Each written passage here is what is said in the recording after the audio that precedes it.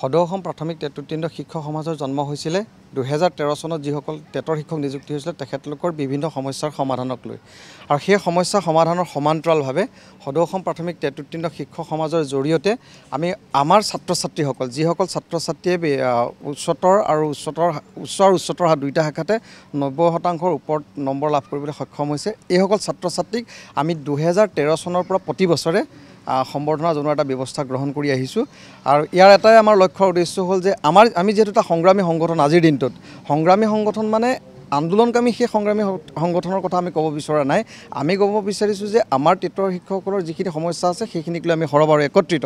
সমান্তৰালভাৱে আমাৰ যিসকল সতীৰ্থ শিক্ষক আছে তেখেতলোকৰ সন্তানসকলক যাতে আমি আগুৱাই দিব পাৰোঁ তেখেতলোকক যাতে আমি অকণমান সন্মান জনাব পাৰোঁ আৰু তেখেতলোকৰ চকুত আমি ভৱিষ্যতৰ সপোনখন দেখিব বিচাৰোঁ একত্ৰিত কৰি আজি আমি সদৌ অসম প্ৰাথমিক টেট উত্তীৰ্ণ শিক্ষক সমাজে 2013 চনৰ পৰা ক্ৰমাগতভাৱে আজি তাৰিখলৈকে আমি তেখেতলোকক সম্বৰ্ধনা জনাই আহিছোঁ আৰু এইটো আমাৰ তৃতীয় প্ৰয়াস আৰু এই তৃতীয় প্ৰয়াসত অসমৰ বিভিন্ন জিলাৰ পৰা অহা উচ্চতৰ শাখাত 90% উত্তীৰ্ণ শতাংশৰ ওপৰত নম্বৰ পোৱা সকলো আমি ছাত্ৰ ছাত্ৰীকালে নিমন্ত্ৰণ জনাইছোঁ আৰু আজি শংকৰদেৱ কলাক্ষেত্ৰৰ ডক্টৰ বাণীকান্ত কাকতি প্ৰেক্ষাগৃহত আজি আমাৰ তাৰে এটা অনুষ্ঠান চলি আছে আৰু এই অনুষ্ঠানত অসমৰ ধুবুৰীৰ পৰা শদিয়ালৈকে সকলো জিলাৰ সেইসকল আমন্ত্ৰিত ছাত্ৰ ছাত্ৰী আহিছে তেওঁলোকৰ অভিভাৱক আহিছে আৰু আমাৰ এই অনুষ্ঠানটোত আশীৰ্বাদ জনাবলৈ অসমৰ সংবাদ জগতৰ বহুকেইজন ব্যক্তি আহিছে বহুকেইজন শিক্ষাবিদ আহিছে তেখেতলোকে ইতিমধ্যে তেখেতলোকৰ বক্তব্য প্ৰদান কৰিছে আপোনালোকে দেখিছে এটা সুন্দৰ অনুষ্ঠান চলি আছে মই এই আপাহতে অসমৰ প্ৰতিজন শিক্ষককে এটা অনুৰোধ জনাইছোঁ যে আমি আজি যিটো প্ৰয়াস কৰিছোঁ সদৌ অসম প্ৰাথমিক টেট উত্তীৰ্ণ শিক্ষক সমাজৰ বেনাৰত এই প্ৰয়াসটো আমাৰ সদায় থাকিব আমি ভাবিছোঁ যে প্ৰতিজন ছাত্ৰ ছাত্ৰী অহা বছৰত আমি ইয়াতকৈ যাতে বেছি ছাত্ৰ ছাত্ৰীক সম্বৰ্ধনা জনাব পাৰোঁ আৰু যাতে তেখেতলোকে আমাৰ শিক্ষকৰ যিটো গৰিমা যে ছাত্ৰ ছাত্ৰীক লৈ আমাৰ যিখিনি সপোন সেই সপোনখিনি যাতে আমি তেখেতলোকৰ মাজত দেখিব পাৰোঁ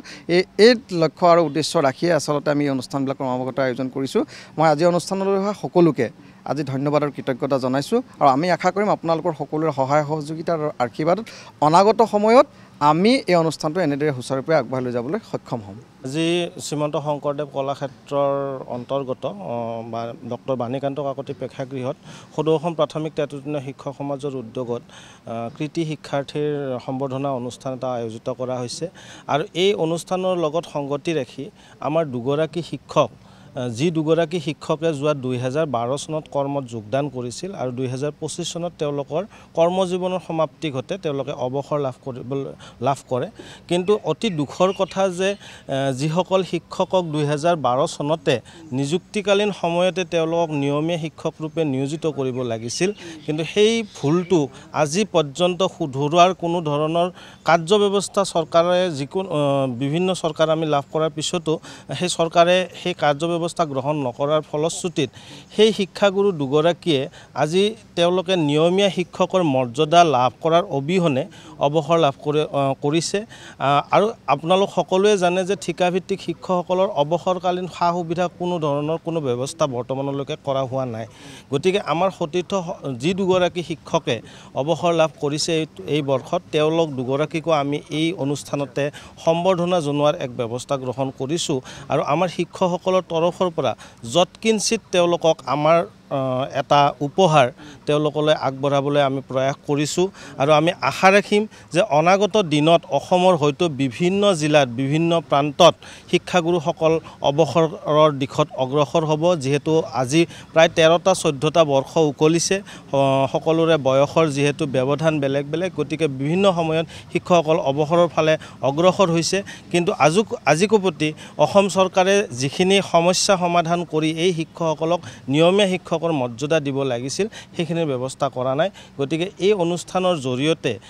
সেই অৱসৰপ্ৰাপ্ত শিক্ষক দুগৰাকীক সম্বৰ্ধনা জনোৱাৰ লগতে আমি অসম চৰকাৰলৈ এটা আহ্বান জনাইছোঁ যে আপোনালোকে নিয়মীয়া হ'বলৈ যি চৰ্ত বান্ধি দিছে যে নিজৰ পাই থকা দৰমহা কমাই নিয়মীয়া শিক্ষক ৰূপে অৱতীৰ্ণ হোৱাৰ সেই চৰ্ত শিক্ষকসকলে মানি ল'ব পৰা নাই আৰু পাই থকা দৰমহাটোতে শিক্ষকসকলক নিয়মীয়া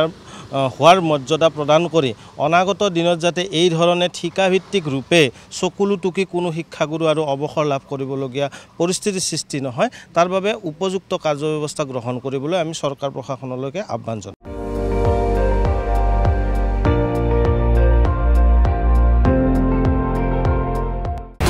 আপুনি চাই আছে ND24 সৰ্বশ্ৰেষ্ঠ নহয় সৰ্বোত্তমৰ দৌৰত